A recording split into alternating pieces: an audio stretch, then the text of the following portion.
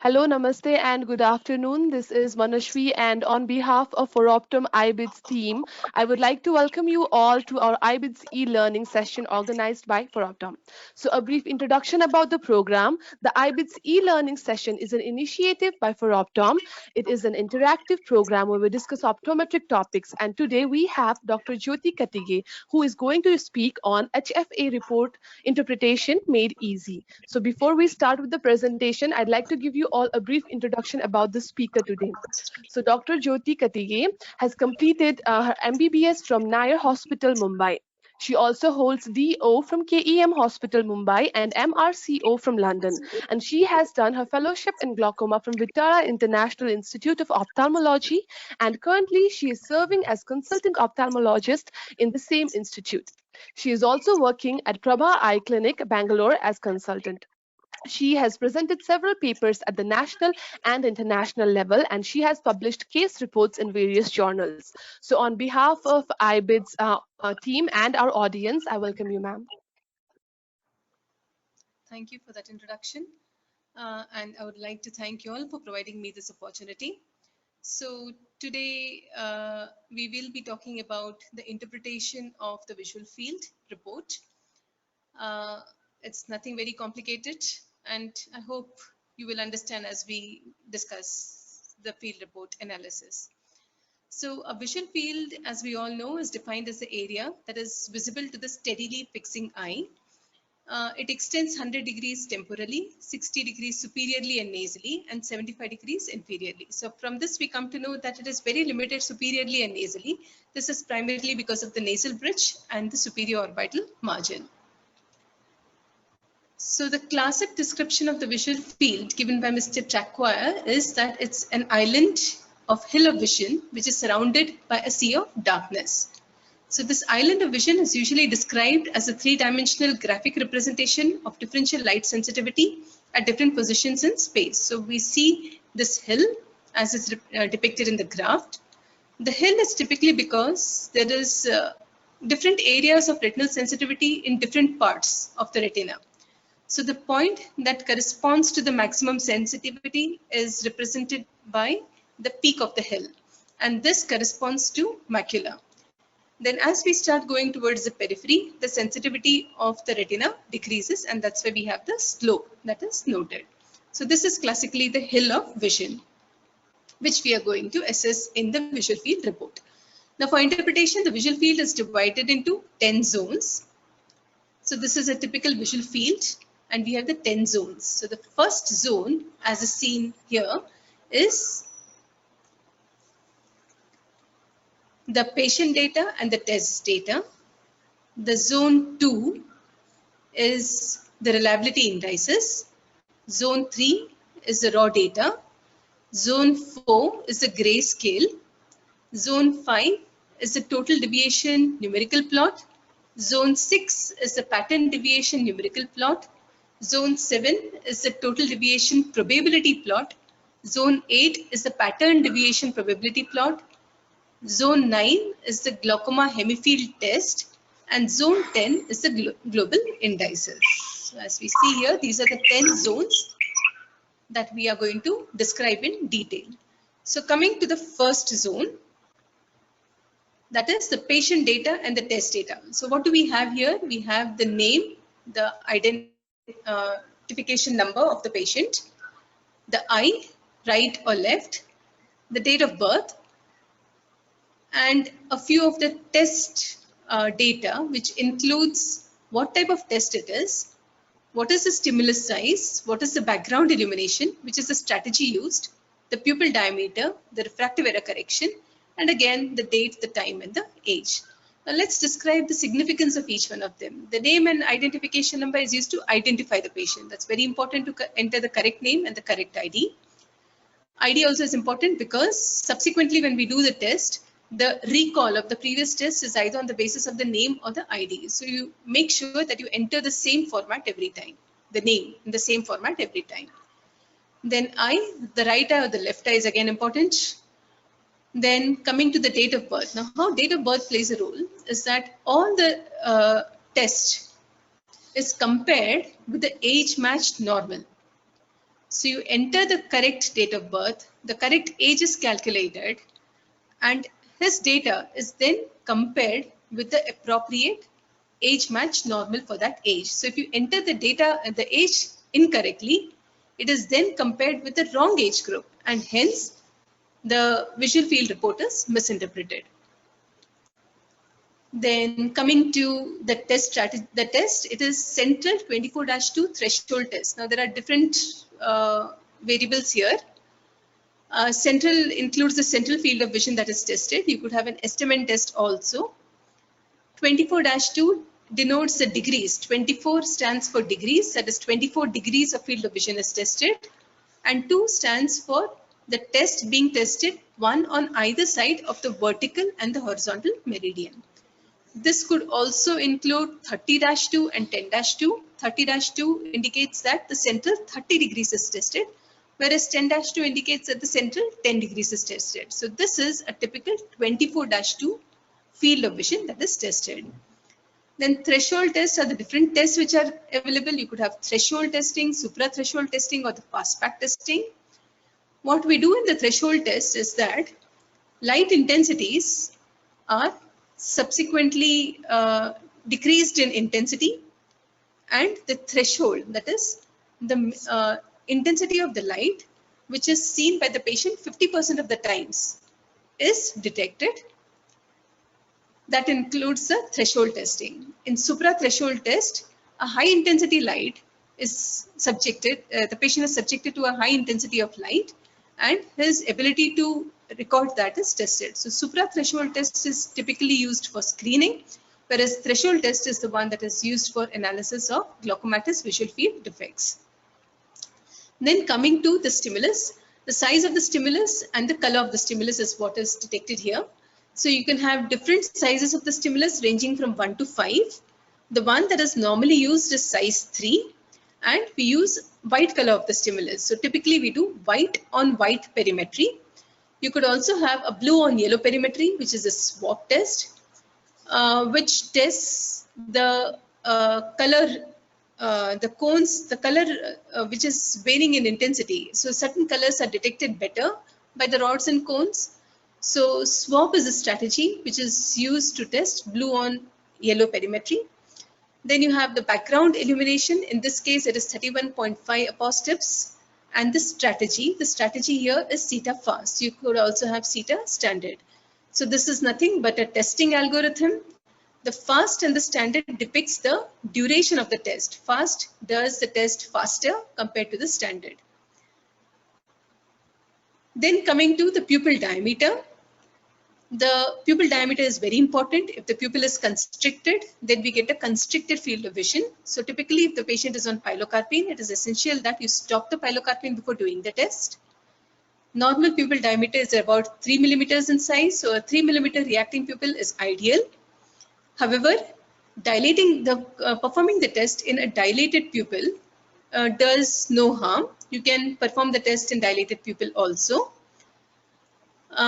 Constricted pupil is the only one that is not permitted. Then coming to visual acuity, a correct visual acuity has to be entered.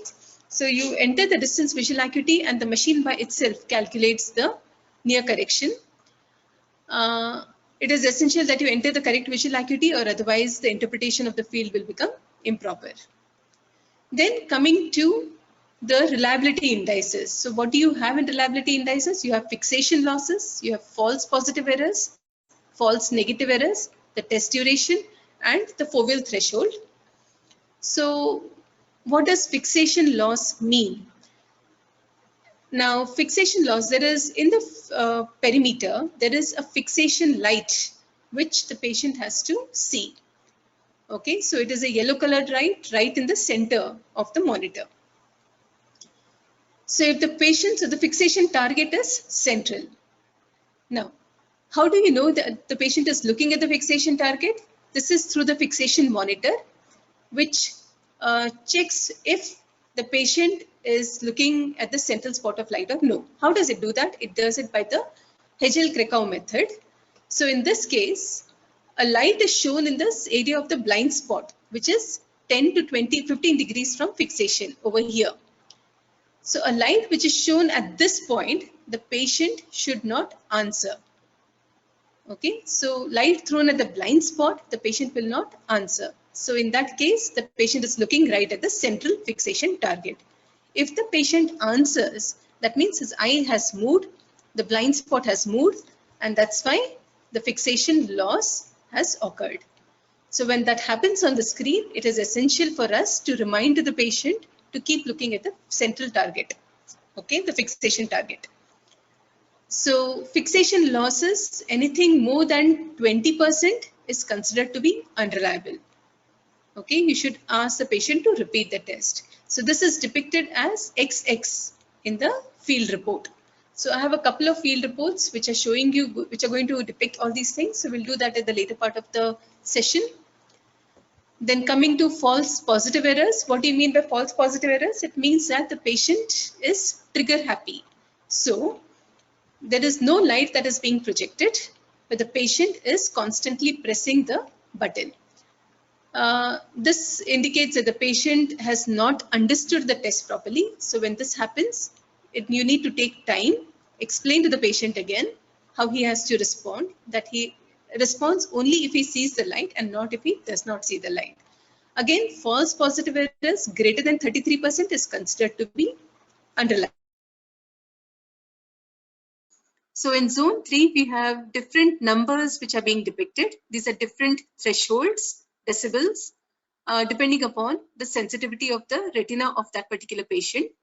So 0 indicates that the patient has not been able to see the brightest stimulus, whereas 26, 27 is the highest retinal sensitivity in this patient, whereas values of 9, 7, 3 indicate different retinal sensitivities, which are diminished. Okay, so zone 4 is the grayscale. The grayscale is not to be used for interpretation. We can use it just to show to the patient the amount of sensitivity in his eye that is remaining. So it is just a way of depicting to the patient sensitivity, and in no way should be used for interpreting whether this field is abnormal or no.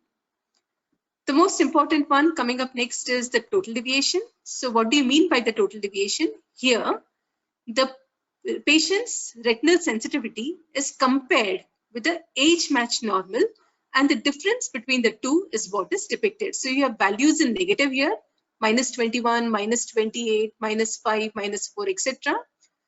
So what is exactly done here is that, suppose we take this point on the raw data, that is 5 decibels, whereas in the total deviation, it is depicted as minus 21.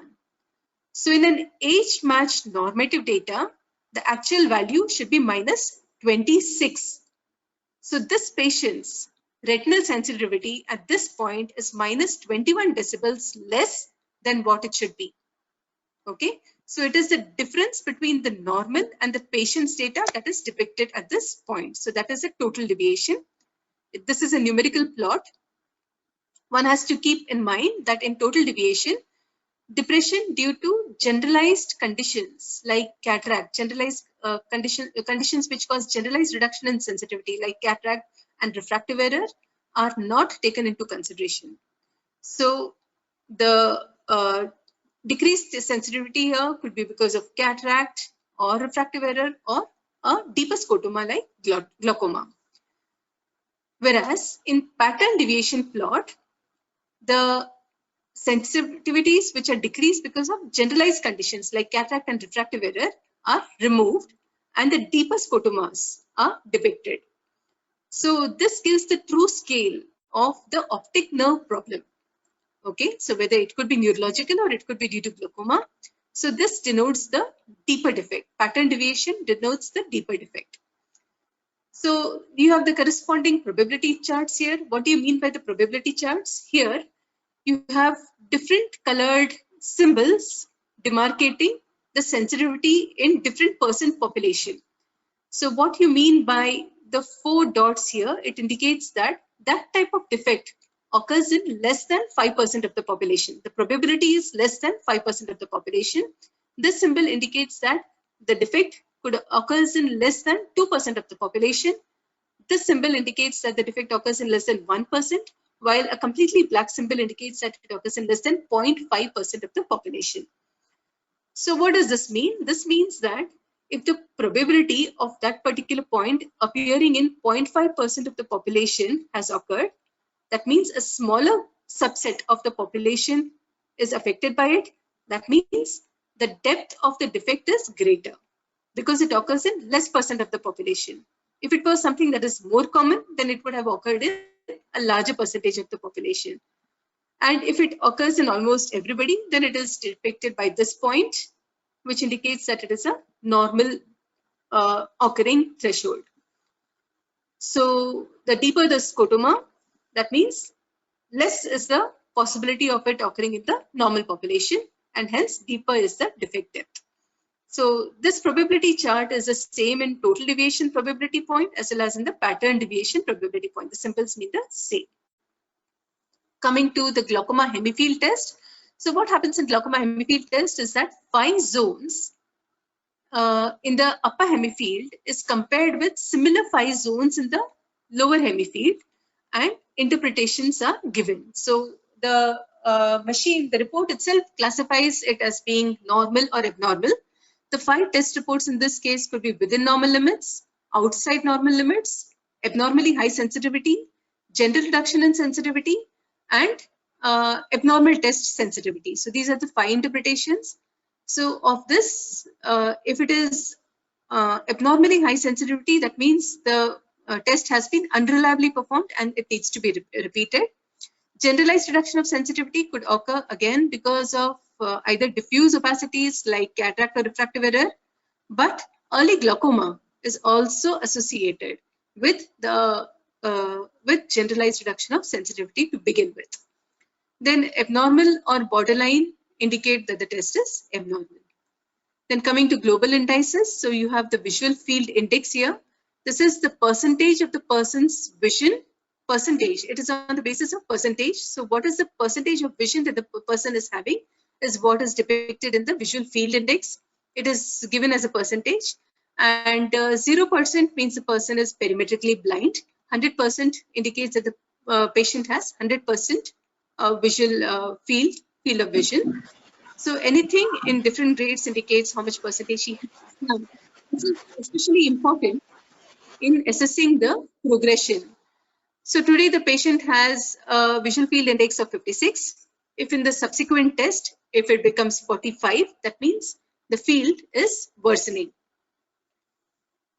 Coming to mean deviation and pattern standard deviation. Now mean deviation again is used to assess progression. Mean deviation becoming more negative indicates that the field is worsening. Now it is essential to remember that mean deviation takes into consideration reductions because of cataract and hence is not very reliable to assess in glaucoma. However, it can be used to assess the field defect due to neurological conditions.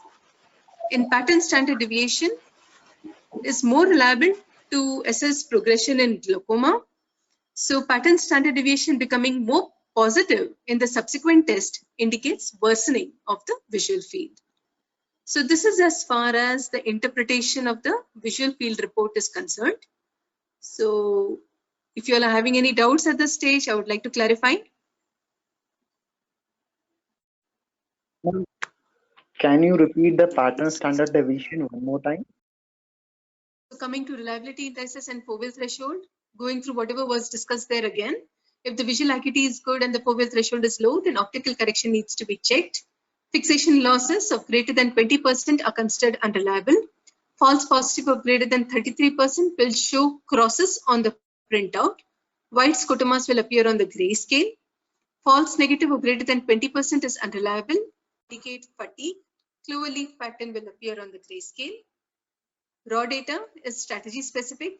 Hence, for comparison, the same test strategy should be used in the same patient. Coming to the grayscale, one should not make any definitive diagnosis on the basis of grayscale. It is just used to explain the seriousness of the condition to the patient. Total deviation numerical plot. In this, the retinal sensitivity of each point is compared with the normative data of the same age group and the difference is calculated.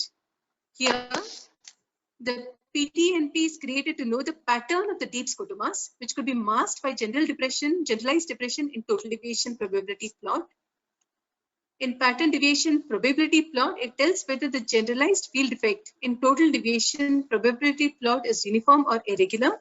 Uniform defect is likely to be due to cataract, media opacities, and refractive errors. Global indices. Typical glaucomatous defects, they tend to be asymmetrical across the horizontal midline. The field defects are typically located 5 to 25 degrees from fixation, mid-periphery. That's why we ideally do 24 degrees or 30 degrees of visual field testing. There are a cluster of depressed points. They're reproducible and not due to other pathology, example, macular lesions. So if we have a typical glaucomatous field defect, it is easy to interpret. But what if it is not the case? What if we have just a couple of points on the field report which are showing decreased sensitivity? How do we identify that this is because of glaucoma or no? So in situations like this, we make use of the Anderson's criteria. So what does it say? It says that there should be a cluster of at least 3 or more non-edge points, which have sensitivities occurring in less than 5% of the population, and one of which has a sensitivity occurring in less than 1% of the population. Then the report is abnormal. Along with that, the pattern standard deviation should have a value which occurs in less than 5% of the population, and the GHT is abnormal. So if we go back to our visual field report,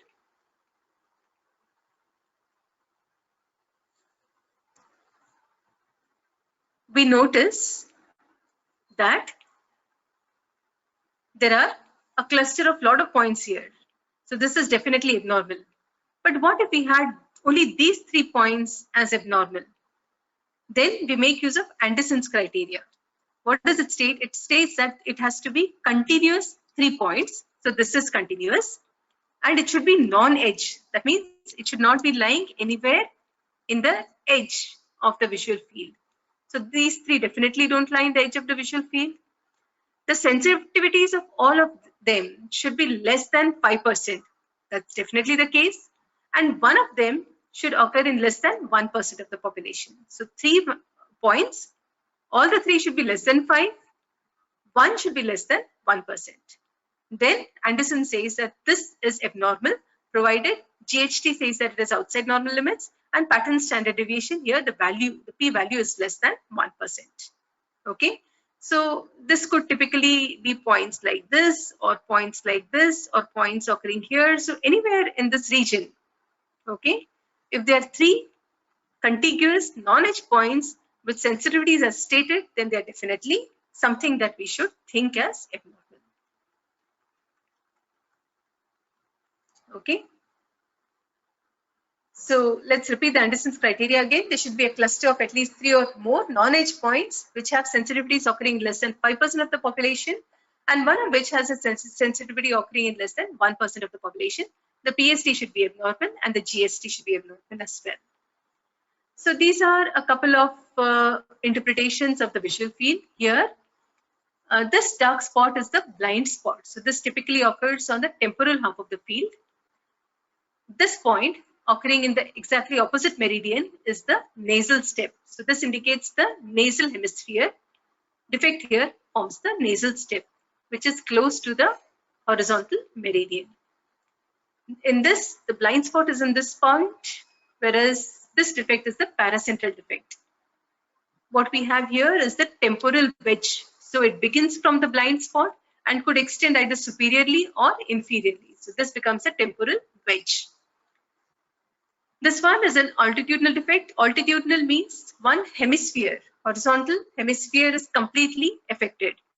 This could happen either due to arthritic ischemic optic neuropathies, non-arthritic ischemic optic neuropathies. It could also occur in optic neuritis, and it can happen in glaucoma as well. So when is this seen? This is typically seen when the rim defect, when the neuroretinal rim defect extends up to the margin of the optic disc.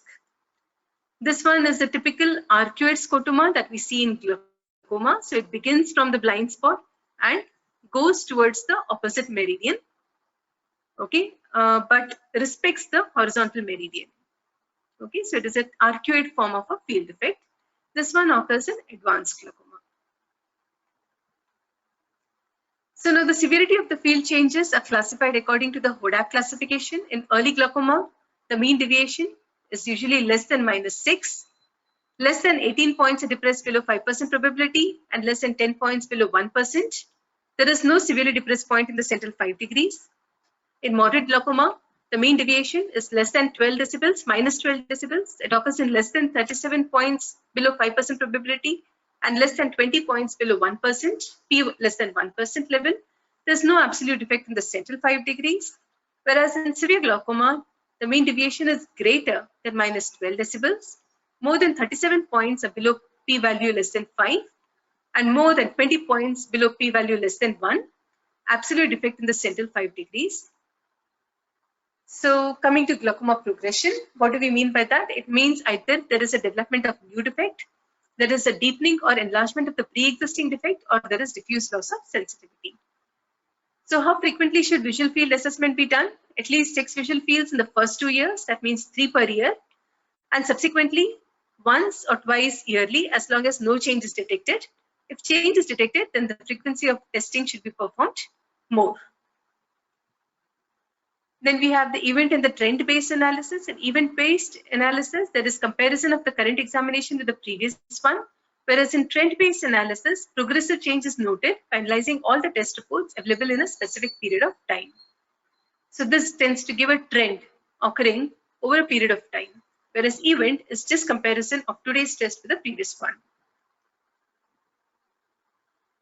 So coming to a couple of field reports, as we see here, there is no blind spot that has been charted. So if we go back and check, we see that the fixation losses are very high. It is 17 times out of 18. That's why there are 2 cross marks which have been placed next to it. Even the glaucoma hemifield test says that it is a test of low test reliability. So this field may appear artifactually normal according to this, but it may not be the case. That's why this test needs to be repeated. So coming to white scotomas, as I told you earlier, white scotomas typically occur in a trigger happy patient. So if you see the false positive errors here, in this case is around 18%. So you have a lot of white areas that is noted on the gray scale. This typically occurs when the patient is simply pressing the button without seeing the spot of light in the perimeter. So again, GHT says it's abnormal, and if you see the pattern standard deviation, it is completely misinterpretable, uninterpretable. This is a case where the fall. Now here you see that there is a defect in the periphery of the visual field. Ma'am, I'm very sorry to interrupt. Could we start with the pattern defects once again, because the audio was not clear? Okay, sure, I'll do that. So this is the first one where the blind spot has not been charted. If you see here, there is no blind spot charted. It means that the patient was not looking at the central fixation target.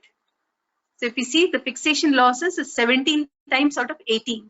There are 2 cross marks which are placed next to it. Okay, so this test, though the pattern deviation appears more or less normal, it cannot be interpreted as normal because of the low test reliability. The test needs to be repeated. Coming to the next one, that is white scotomas. So what happens in white scotomas? The patient is trigger happy. You notice the false positive errors is 18%.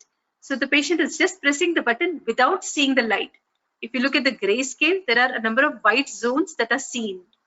So here the test has not been performed at all because there was no light that has been projected, and therefore this test cannot be interpreted.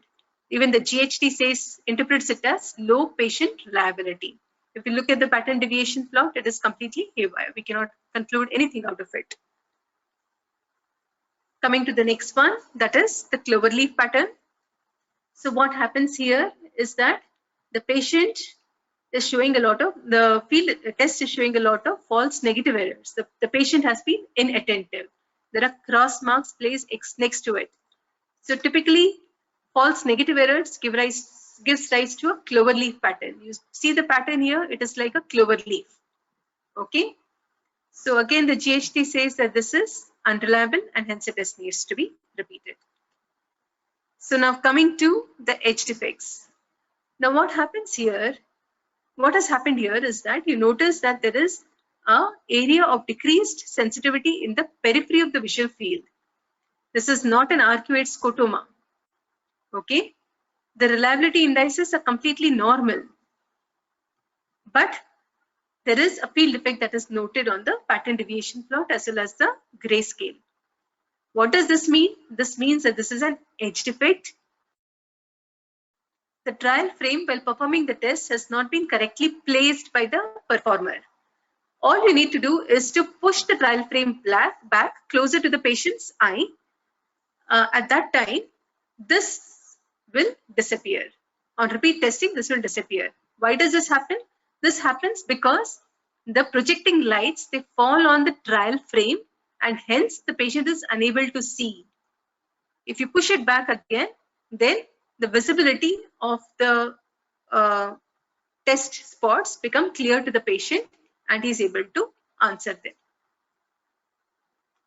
Coming to the superior scotoma, this is a typical superior arcuate scotoma. If you see here, it is not up to the central fixation. Okay, it involves the superior hemisphere of the visual field. Okay, so this is classically a superior field defect. Okay, superior arcuate scotomas. This is a nasal step. So we notice that it is occurring in the meridian on the nasal side. So extending down. So this is a nasal scotoma.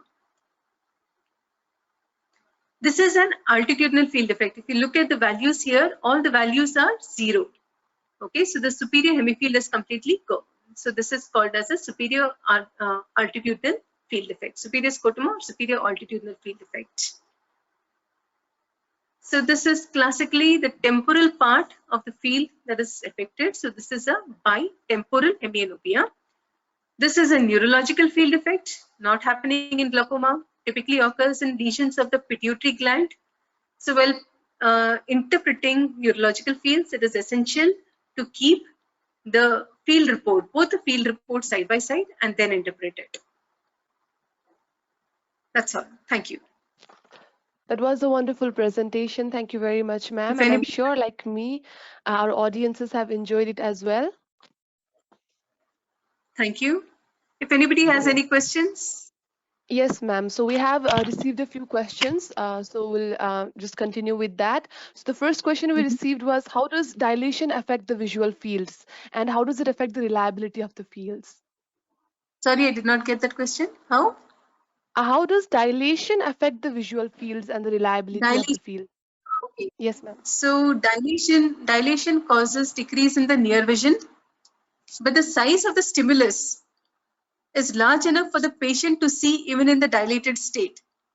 So dilatation, performing the field test in a dilated pupil actually has no effect on the visual field report. It can be performed on a dilated pupil as well. The only thing to remember is that the pupil should not be constricted, because a constricted pupil gives rise to a constricted visual field.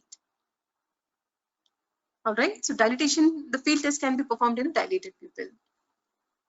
Okay, thank you so much for the answer, ma'am. So similarly, the other question we've received is, so we do tests of 24-2, 30-2. So what does the -2 indicate? Yeah, the -2 indicates that the test is performed one on either side of the vertical and the horizontal meridian. So it is performed 6 degrees from the vertical meridian and the horizontal meridian. So 2 points are tested. That's all.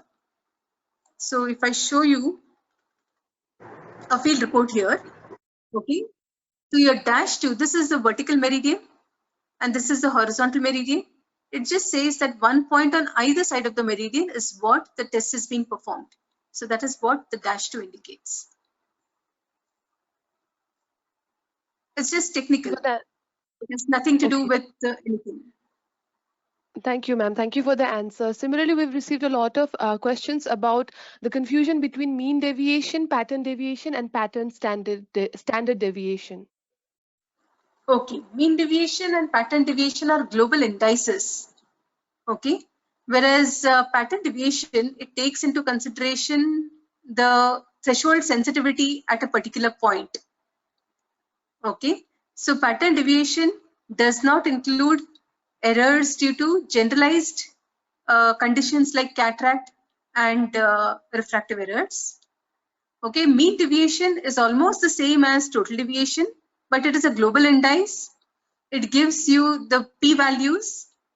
Okay, pattern standard deviation is also global indice, which gives you the p-values, and it does not take into consideration errors because of cataract and refractive errors.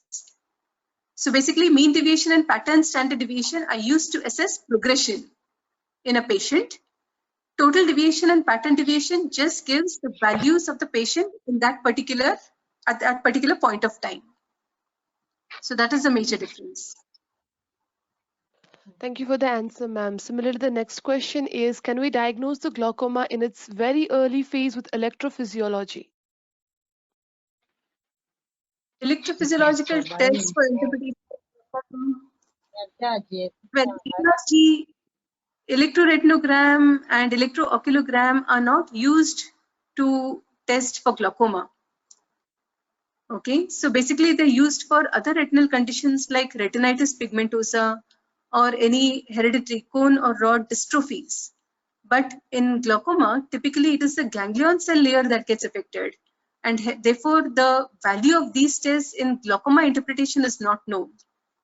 I have not seen anybody using electrophysiological tests to test for glaucoma. It is the field test that is the gold standard, and visual field report is used to assess glaucoma, not electrophysiological tests. Okay, thank you for the answer, ma'am. Similarly, we've received another question from Mr. Milan Mistry, who wants to know the normal range of pattern standard deviation and mean deviation. Okay, there is nothing like a normal range.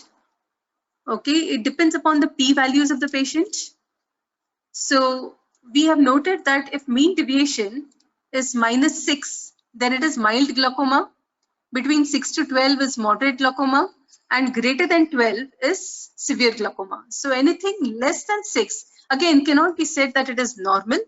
If the patient has -2 and if there is a defect that corresponds to the Anderson's criteria, then it is an abnormal test. Okay, so it depends upon the p-value. So p-value, if it occurs in less than 0.5% of the population, even if it is a small defect like this, then it is abnormal. Okay, the mean deviation here is -7. Okay, so basically it is a pattern deviation plot that gives you whether the field report is abnormal or no. Thank you for the answer, ma'am. Similarly, Mr. DPOK has raised a point here that OCT correlates with perimetry. So why does electrophysiology does not correlate? OCT is optical coherence tomography. Okay, and optical coherence tomography is a test which detects the retinal layers, different layers of the retina. And the one that we use for glaucoma is the ganglion cell analysis of the retinal nerve fiber layer, which is specific in glaucoma. Electrophysiological tests, they test the rod and cone layer, and that is not used for the interpretation of glaucoma. So I personally feel that ERG and EOG is not sensitive for glaucoma, whereas your OCT, which tests the ganglion cell, the glaucoma analysis of OCT tests for the ganglion cell layer, which is more significant, which is more representative of glaucoma. Thank you for the answer, ma'am. Similarly, the next question is by Mr. Ananta Paudel, and he wants to know how can we select 7 best sensitivity points? How can we select 7 best sensitivity points? So basically that is done in total deviation.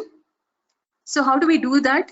So the 7 best points are the ones that are selected. Now, if you see here, there are different values that are indicated.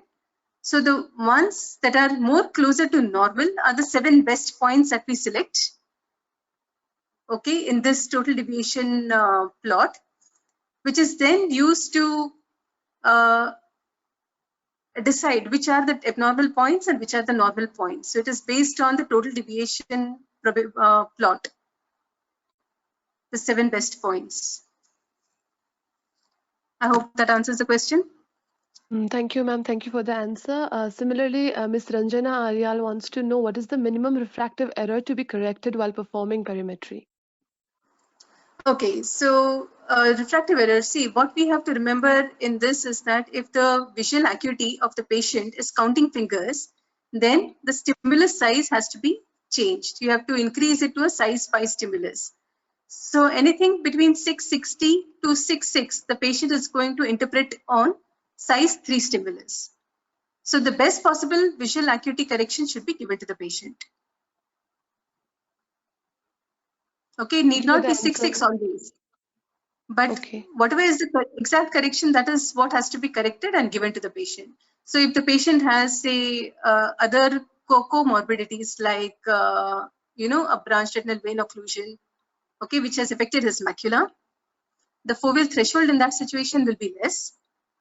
Okay, so the total deviation will also be affected because of that, and the pattern deviation will also be affected.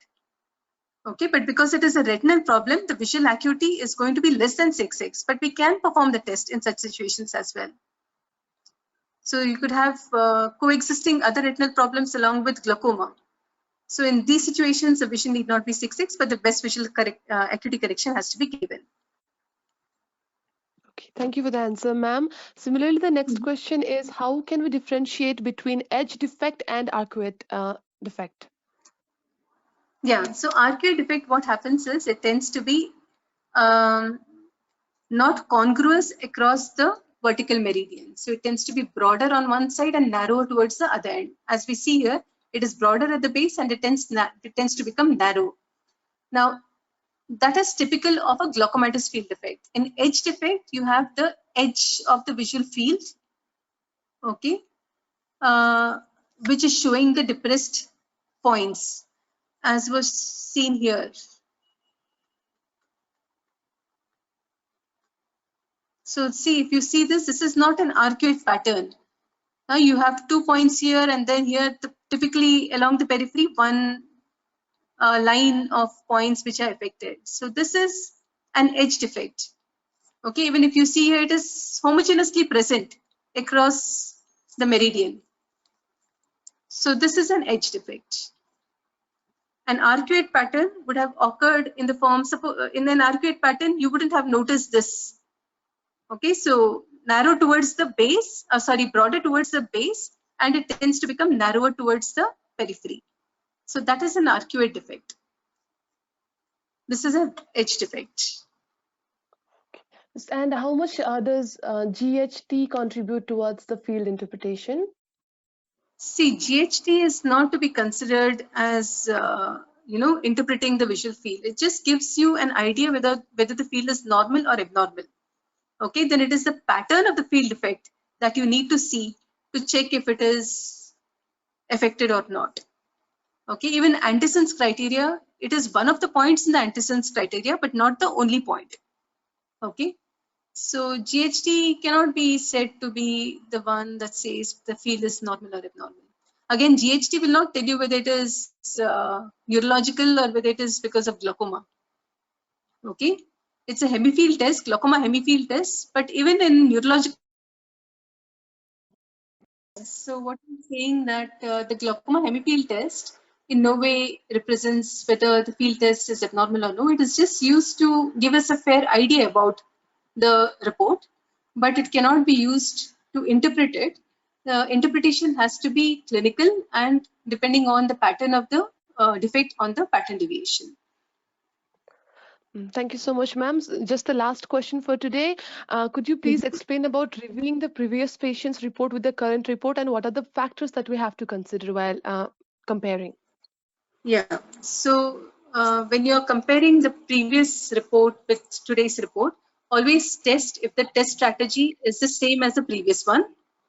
Okay, so if it is a central 30-2 threshold test, then it has to be the same 30-2 threshold test. You cannot compare a 30-2 with a 24-2.